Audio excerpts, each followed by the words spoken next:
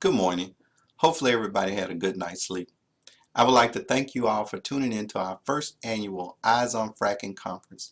Hopefully something will be covered that will shed some light on this fascinating process. Hydraulic fracturing or fracking allows drilling firms to access difficult to reach oil and gas. In the U.S., fracking has really boosted domestic oil and gas production and driven down gasoline prices. It is estimated to have given gas security to the U.S. and Canada for about 100 years and has presented an opportunity to generate electricity at half the CO2 emissions as coal. In this presentation, we will explore hydraulic fracturing processes and look at any possible health threats that they may pose on humans and the environment. Petroleum and natural gas are called fossil fuels because scientists believe they were formed from the remains of prehistoric plants and tiny sea animals. When they died, they sank to the bottom of the sea and were buried by sediment and sand, which turned into sedimentary rock. The layers of plants in the sea and sea animals and sedimentary rock continued to build until the pressure and the heat from the earth turned the remains into petroleum and natural gas. Some of it eventually reached the surface, where it collected in large pools of tar. However, some did not reach the surface. Instead, its upward migration was stopped by an impermeable layer of rock. It lay trapped far beneath the surface. It is this petroleum and natural gas that today's oil and gas companies drill for. Like petroleum, ancient people of Greece, Persia, and India discovered natural gas many years ago.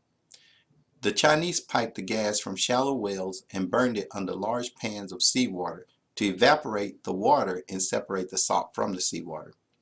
In 1816, natural gas captured from coal coking plants were first used in America to fuel street lamps in Baltimore, Maryland.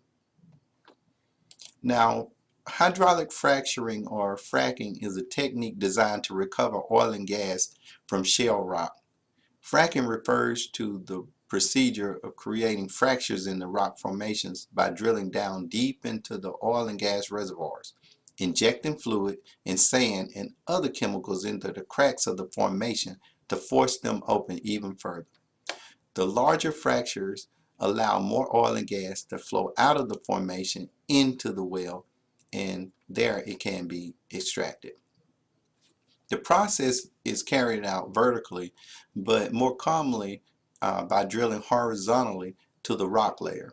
The process can create new pathways and release gas and can be used to extend existing channels. Horizontal drilling increases productivity because the wellbore comes in contact with more of the natural gas containing vertical fractures, which allows more gas to travel up into the well. Now, fracking is shorthand for hydraulic fracturing and refers to how the rock is fractured apart by the high pressure mixture. Now, the experts refer to it as a frac job. Now, it's controversial because fracking uses huge amounts of water that must be transported to the fracking site at significant environmental cost. The industry suggests pollution incidents are a result of bad practice rather than this risky technique. Finally, some environmental folks say that fracking is simply distracting energy firms and governments from investing in renewable sources of energy and encouraging continued reliance on fossil fuels. Fracking, along with controversial natural gas development, could impact public health in many ways. In addition to the potential chemicals in the wastewater that leak into the soil, there is a large concern over high rates of methane and general gas leakage into the atmosphere.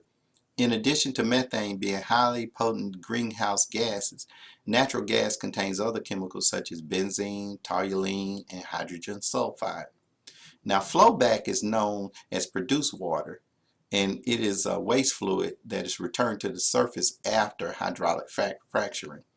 Produced water contains fracturing fluids and formation waters that are typically really salty. And this water must be properly disposed of to prevent public health problems. Also, heavy metals and naturally occurring radioactive materials may also be present in this flowback and pose further potential health risks. Underground injection is another option for disposal of this produced water, but they may create long-term health effects. Public risk. Spills of fracturing chemicals and waste during transportation, fracturing operations, and waste disposal have contaminated soil and surface waters. In 2013, 41 spills impacted surface waters in Colorado alone. And it's just one example of something related, a spill related to hydraulic fracturing that may have led to environmental impacts. In May of 2010, Range Resources was fined $141,000 for failing to immediately notify the Pennsylvania Department of Environmental Protection when the company spilled 250 barrels of diluted fracturing fluids due to a broken joint in their transmission line. The fluids flowed into a tributary of the Bush Run River, killing at least 168 fish, salamanders, and frogs. This watercourse is designated as a warm water fishery under Pennsylvania's Special Protection Waters Program. In conclusion, the reason research surrounding fracking and how it might impact our health isn't that good is not solely because scientists haven't been looking into it. It's also because industry leaders continue to assert that the process is safe and doesn't impact human health, despite the lack of scientific research to support their claim. States where fracking is widespread don't keep adequate data on impacts either. A recent University of Texas Austin analysis of the Texas government data found that there wasn't enough information on hand to track the public health effects of toxic air emissions. In addition, because most of the formulations used in fracking are proprietary, drilling companies in many states aren't required to disclose the chemicals that they use when they frack, meaning that those chemicals, when they leak into the environment, would be difficult for scientists to prove that they came from the drilling operations. At this time, I'd like to open the floor to questions. If there are no more questions, I would like to thank you all for tuning in to our first annual Eyes on Fracking conference. Have a nice day.